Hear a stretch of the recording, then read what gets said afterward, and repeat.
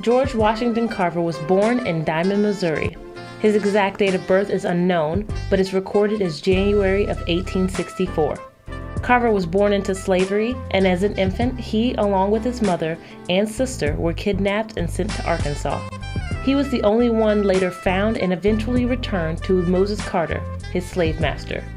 This all happened during the time of the Civil War, but once slavery ended, George was raised as one of Moses' own kids. George started his education at the age of 12. Moses encouraged George to become educated, and his Aunt Susan taught him to read and write. He received a high school education from a school in Newton County, Missouri, where he worked as a farmhand.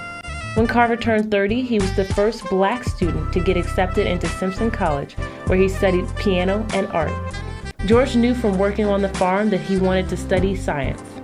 This inspired him to transfer to Iowa Agricultural College in 1891. There he received a Bachelor of Science in 1894 and a Master of Science in Bacterial Botany and Agriculture in 1897. He briefly taught at the school teaching about soil conservation and chemistry.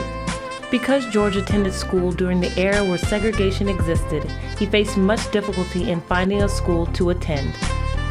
In 1897, Carver went to Tuskegee and served as the school's Director of Agriculture. It was here where he came up with his crop rotation method, and this completely changed Southern agriculture. George established a method to rotate the soil-depleting cotton crops with the soil-enriching crops for the farms. This was a time where the South made lots of money on cotton and tobacco, but these crops would deplete the soil. Carver is also responsible for other inventions, such as 500 different shades of dye in 1927, a process for producing paints and stains from soybeans. These were the only inventions he came up with that received patents. He is most notably known for his work with peanuts. Carver showed how peanuts could produce 300 different products.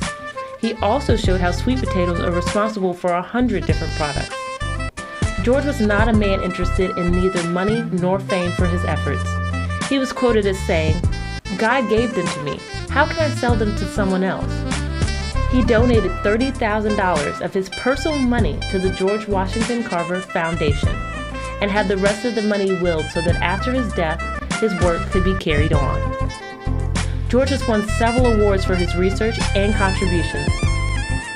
Fellow of the British Royal Society for the Arts in 1916, Spangard Medal from the National Association for the Advancement of Colored People, NAACP, in 1923, DSC from Simpson College in 1928, Roosevelt Medal for Distinguished Service to Science in 1939, DSC from University of Rochester in 1941, Thomas A. Edison Foundation Award in 1942. He was inducted into the Hall of Fame for Great Americans in 1973, and in 1990 he was inducted into the National Inventors Hall of Fame. George Washington Carver leaves behind a legacy. He is known as a renowned scientist, botanist, educator, and inventor.